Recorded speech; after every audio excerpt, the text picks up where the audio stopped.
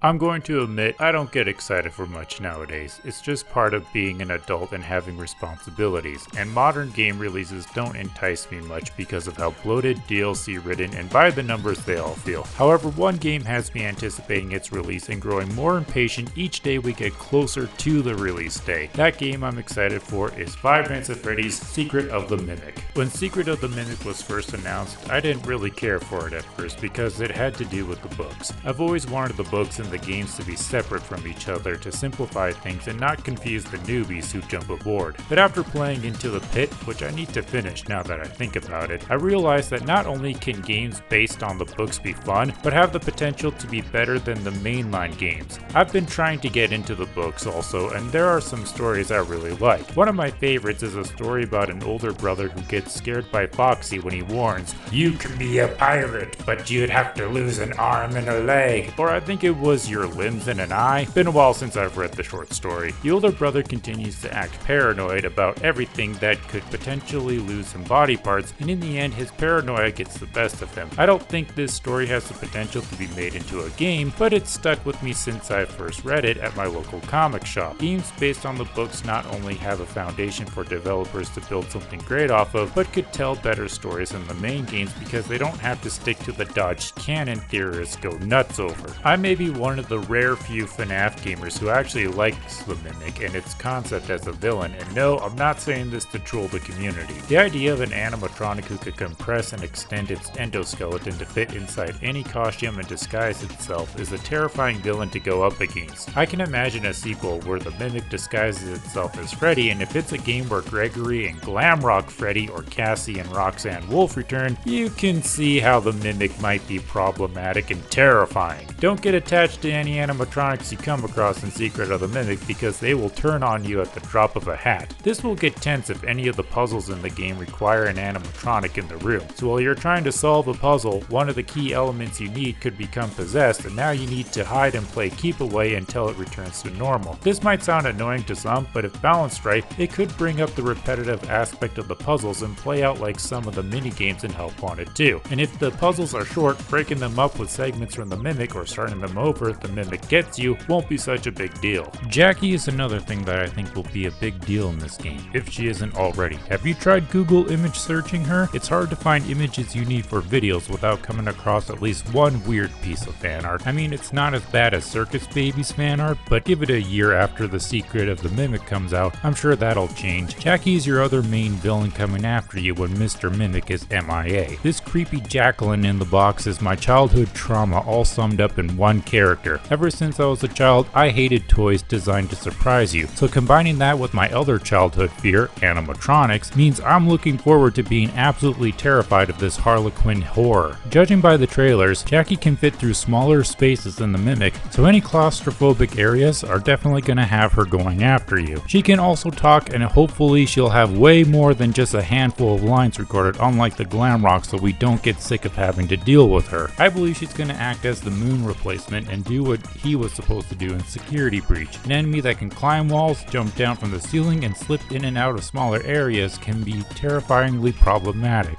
I love the art style of this game. Many have said it looks more Hello Neighbor-y, and my mother, who is a big FNAF fan, told me while we were watching the gameplay trailer together at her place that if it weren't for the name, she wouldn't have recognized it as a Five Nights at Freddy's game. The art style of this game reminds me more of BioShock than anything else, and I adore the BioShock series. So yeah, I think this was a good call on Steel Wool's part, and I look forward to exploring and getting lost in the world of this game. The thing I'm looking forward to the most, though, is something I've always wanted in a Five Nights at Freddy's game that we're finally getting here. We're finally getting non-hostile NPC animatronics, and you have no idea how long I've been waiting for that. In every other FNAF game, animatronics have always been either aggressive threats or part of a minigame. In Security Breach's case, Glamrock Freddy was your ally, but I don't really count him as an NPC since, you know, he's kind of playable. I had to think long and hard before remembering the purchasable animatronics in Freddy Fazbear's Pizzeria Simulator. However, those were just stage props and not really NPCs you could interact with and see being part of the world. Secret of the Mimic has friendly animatronics walking around everywhere who you can interact with without worrying about them jump scaring you. It's funny how animatronics are such an integral part of this world, yet players never really saw them acting like as if they belonged there. They were always coming after you or before you had to work with them as some employee before they snapped and turned on you. This time some of them will just walk by you and go about their business while you get to see them interact with the world of the game. Now I do have concerns for Secret of the Mimic, and I think it's fair to express things that might need to be criticized as much as the things I'm excited for.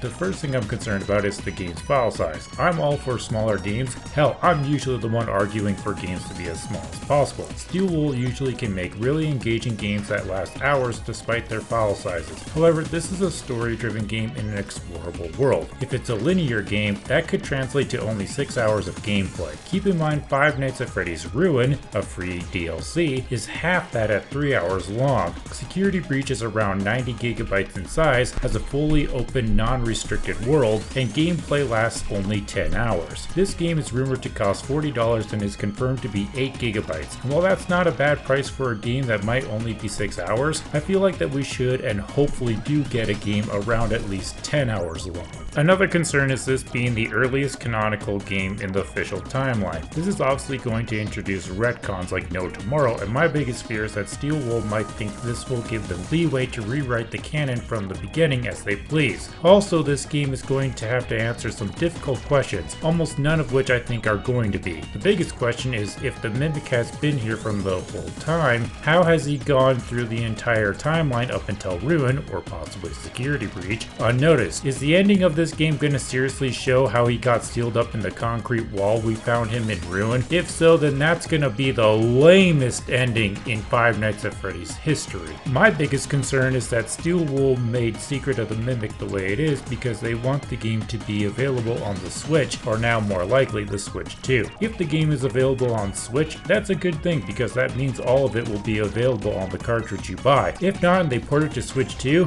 then yikes, this will most likely be a digital download or keycard only game. I normally don't try to tell people how to spend their money, but if this game is available on the Switch, then go ahead, buy it. Buy 2 copies to show Steel Wool your support. If this game is straight up ported to Switch 2, then don't buy a Switch 2 just for this game or the Secret of the Mimic keycard if you already got a Switch 2. Just buy it for PC. The 256GB Steam Deck costs less than the Switch 2 and is more powerful than it. Trust me, you'll have a much better time if you just get it on the Steam Deck, which is just a handheld PC. Just get a PC. Just get a PC. Just get a PC. Please deposit 5 coins. The most important reason why I want Secret of the Mimic to be good and succeed is because since it's based on a book, or the Tales from the Pizza Plex books, if it succeeds, this will open the floodgates for other games based on the books. I love the Silver Eyes trilogy of novels and all the hidden potential the Twisted Ones and the Fourth Closet had. That trilogy could be adapted into an open world survival horror game where you can explore the fully realized and mapped out town of Hurricane. So many game mechanics could be implemented to determine how the story unfolds and what kind of ending you could get. Best of all, the Fourth Closet, and to a lesser extent the Twisted Ones, could be rewritten into a much better story with multiple different endings and twists so players experience what the books can witness something entirely new. I'd love to see a video game adaptation of the Silver Eyes, whether it's a game that pools all 3 books into one story, or they pull a Final Fantasy VII Remake trilogy and adapt each book into their own SAP game. But the choices you make in the previous game can carry over to the sequel from your save file. That would actually be kinda cool and add so much replayability. Thank you for watching this far because it makes you my shining star.